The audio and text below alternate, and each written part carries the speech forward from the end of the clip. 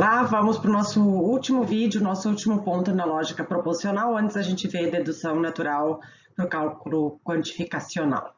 E a propriedade conhecida como maximalidade. Vamos ver primeiro o que ela...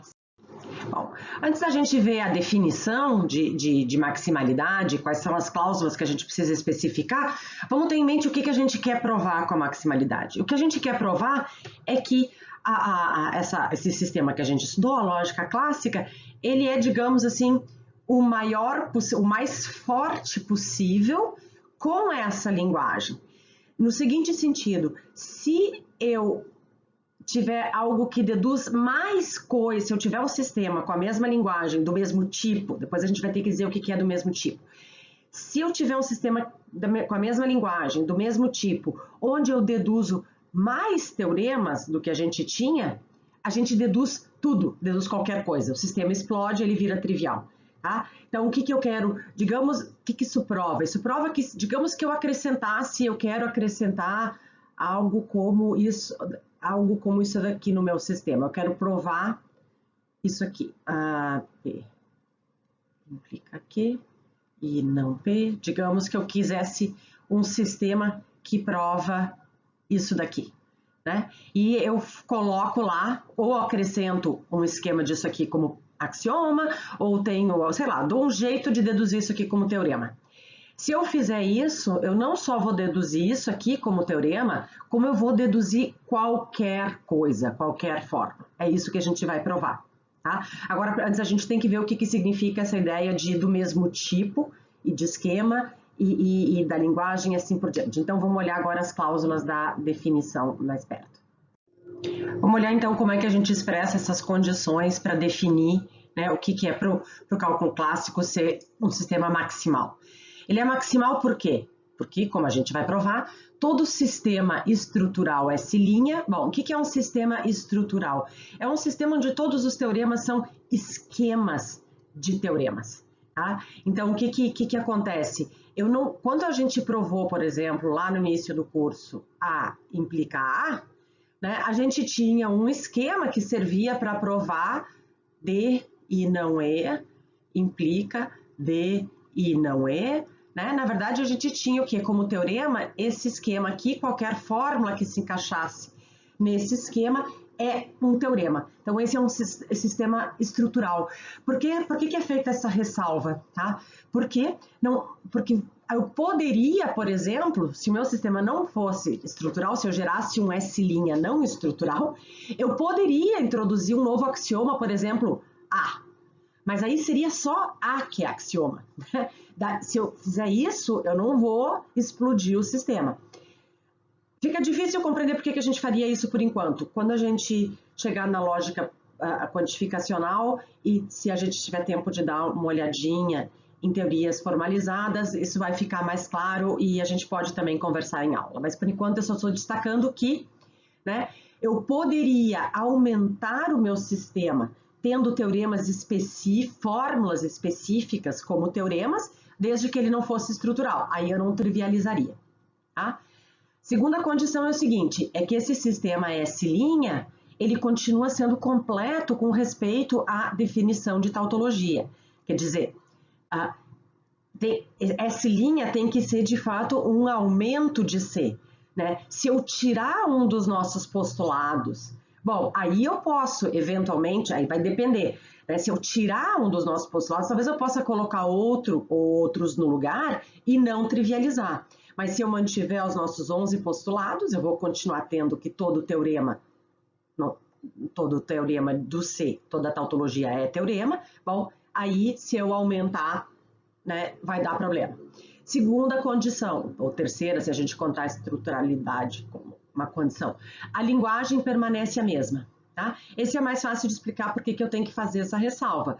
O que vai acontecer se a gente vai ver dedução natural para quantificacional, mas se eu quisesse continuar trabalhando com método axiomático, tudo que eu precisaria fazer para tratamento quantificacional seria acrescentar axiomas específicos para tratar da quantificação. Então, a gente poderia ter um axioma, por exemplo, assim, né? que me garante que que eu tenho a implicação de um universal com qualquer instância desse universal. Então, esse tipo de aumento a gente vai poder fazer, mas ele envolve uma nova linguagem, tá? Bom, e por fim, que o sistema seja de fato um aumento, ou seja, que eu tenha um novo teorema. Porque é claro que eu poderia, por exemplo, introduzir como, se eu quisesse introduzir como axioma, o que eu já provava antes, né? Então, eu poderia introduzir, por exemplo, esse aqui eu vou tratar como axioma, não quero ter aquela trabalheira de provar. Também não vai dar problema, porque eu já provava antes, tá? Bom, mas o que a prova da maximalidade vai mostrar, então? Que se eu não mexer na linguagem, não tirar nenhum dos 11 postulados e aumentar o meu sistema de modo estrutural, de modo a obter algo que não era teorema, então eu obtenho um sistema trivial, isso é, que prova qualquer fórmula seria teorema desse sistema. Vamos ver então essa prova, é uma prova simplesinha e bonita, tá? Então vamos supor que eu tenho um sistema estrutural que satisfaz aquelas condições lá, ou seja, né, ele é estrutural, prova todas as tautologias, né, prova tudo que o cálculo clássico prova, permanece na mesma linguagem e tem pelo menos um teorema a mais que antes não era teorema. Tá? Bom, se ele tem pelo menos um teorema a mais que antes não era teorema, vamos chamar de φ, essa fórmula que passou a ser deduzida, que não era deduzida em C. Bom, obviamente, φ não é uma tautologia. Por quê? Porque as tautologias a gente já deduzia tudo antes, né? Você já deduzia todas as tautologias. Se né, esse sistema S tem uma fórmula a mais, né? O que acontece? Ele tem um teorema a mais, esse teorema não pode ser tautologia. Então, sei lá, vamos botar um exemplo, por exemplo, B implica C. Digamos que só para ilustrar a prova. Vamos notar que, como φ não é uma tautologia, existe uma valoração booleana que atribui F, né, para essa fórmula. O que a gente vai fazer? A gente vai fazer o seguinte, a gente vai ver, vai definir, vai ver qual é essa valoração que atribui F. Depois a gente vai pegar as letras sentenciais dessa fórmula e a gente vai fazer o seguinte, se naquela valoração booleana que atribui F para a fórmula, aquela letra sentencial recebe V, a gente vai trocar a letra sentencial por essa disjunção aqui, pela disjunção ela e a negação dela, ou a negação dela. Se, por outro lado, essa letra sentencial receber F, eu vou trocar pela conjunção da fórmula e a sua negação. Ou seja, o que a gente vai fazer? A gente vai fazer o seguinte, né? Por exemplo, vamos ver aqui no meu exemplo o que isso significaria. Essa fórmula φ aqui, ela recebe F quando o B é V e o C é F, né? O que eu vou fazer agora? Eu vou gerar uma instância dessa fórmula, com essa mesma estrutura, onde no lugar do B eu coloco B ou não B, porque B recebe V na valoração booleana, né, que tem pelo menos uma que dá F para a fórmula, e implica, e agora, como C recebe F na valoração booleana que dá F para esse daqui, eu coloco C e não C. Tá? E perceba, eu poderia fazer isso aqui, eu fiz para esse exemplo, mas por mais complexo que fosse o meu novo teorema, como não é tautologia, porque é um novo teorema, tem uma valoração booleana que dá F, esse procedimento está definido. De eu vejo em alguma das valorações booleanas que dá F, né, eu pego, se a letra sentencial é V, eu substituo por A ou não A. Se ela recebe F na valoração booleana que dá F para a fórmula como um todo, eu substituo por A e não A. Tá? E poderia ser a mesma letra sentencial, não precisava ser distinta, só basta que eu defina assim. Bom, então a gente teria isso daqui. O que a gente pode, o que vai acontecer? A gente tem que notar que tá?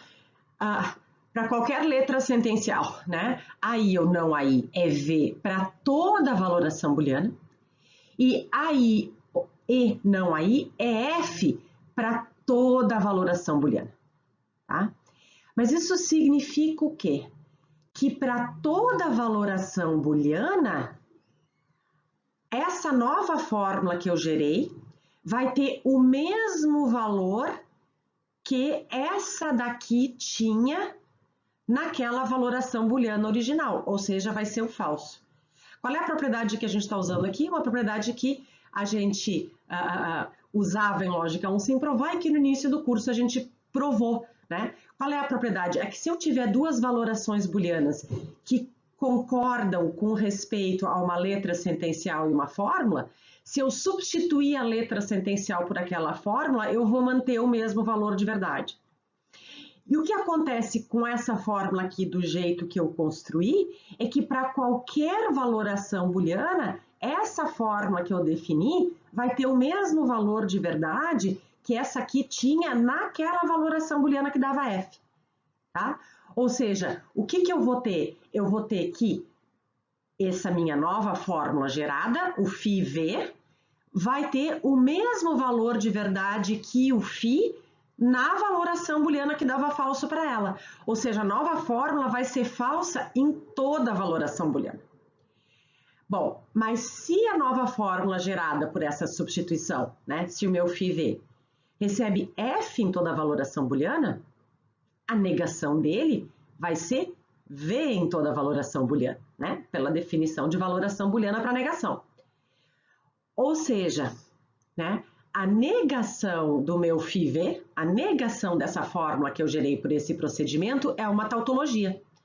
Mas se a gente pensa no nosso exemplo, né, o que era o meu φV? Era isso daqui. O que eu tenho?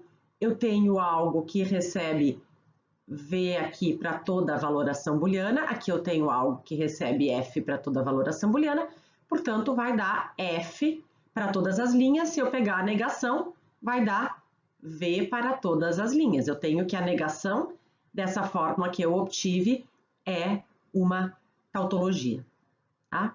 Bom, mas agora, o que a gente tem, tá? Como o sistema é completo, né? Como lembra que eu disse que o meu aumento tem que ser um aumento, eu continuo deduzindo todas as tautologias. Isso significa que essa fórmula não φV vai ser um teorema desse novo sistema. Por quê? Porque ele era um teorema no antigo sistema, né? Porque ele é uma tautologia. Então, isso aqui eu vou poder provar como teorema. Por quê? Porque é uma tautologia e o meu sistema é completo com definição, com relação à definição de tautologia. Tá? Bom, vamos ver onde é que a gente está, então, né? A gente pegou uma fórmula qualquer que não é uma tautologia e que é teorema desse sistema. A gente definiu aquele procedimento de ver qual é a valoração booleana na qual ela é F, pegar e substituir as letras sentenciais que são V naquela valoração booleana por uma tautologia, ver as letras sentenciais nas quais as letras sentenciais que recebem F naquela valoração booleana que dá F para essa fórmula, para esse novo teorema, e substituir por uma contradição, aqui está errado, peraí, eu vou só corrigir aqui. Tá? Aqui é uma conjunção, todos eles assim. Tá? Bom, e o que a gente vai ter? Que essa fórmula vai ser F para toda a valoração booleana, tá? Isto é, a negação dela vai ser uma tautologia. Como o sistema é completo com respeito à definição de tautologia, a negação dessa fórmula vai ser um teorema, porque é dedutível dos 11 postulados que a gente tinha. Por outro lado, como φ era um teorema de S, era o meu novo teorema, e como S é estrutural, né? O φV, a negada, aquela que eu gerei pela substituição, também é um teorema. Ou seja, eu tenho que φV e não φV são teoremas de S. Eu tenho que o meu sistema deduz uma fórmula e a sua negação. Bom, mas agora ficou fácil, né? Eu também tenho que é um teorema clássico que de uma contradição se segue qualquer coisa, né? Ou seja, se eu pegar agora isso aqui, o que eu vou ter? Que o meu φ, no meu exemplo, o meu φ e o não φ implica qualquer coisa. Bom, mas agora o que eu tinha? Eu tinha que isso aqui é teorema de S, por quê? Porque eu tenho φ e não φ, basta eu fazer a conjunção por P6, eu chego nesse antecedente, eu tiro qualquer coisa. Ou seja, eu provei que nesse meu sistema eu deduzo qualquer fórmula. Tá? Bom, vocês podem então fazer os exercícios 40 a 43, eles não são todos sobre maximalidade, vários deles retomam os diferentes conceitos que a gente viu aqui da lógica proposicional, então vai ser importante a gente rever e conversar um pouco sobre eles antes de passar para a prova e depois para a dedução natural.